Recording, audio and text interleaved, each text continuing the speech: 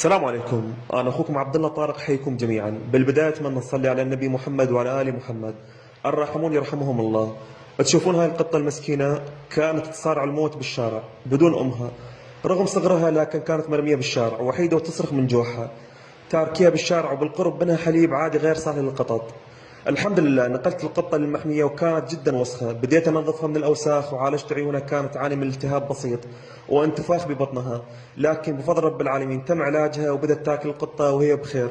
أصدقائي الطيبين، نظفت جسد القطة بالكامل ووضعت قطرات أوكاسينا لعيونها لأن كانت تعاني من التهاب وكانت جدا جوعانة. هنا بدأت تاكل وهي بهذا العمر تعرفون تحتاج إلى أم حتى ترضع الحليب من عندها.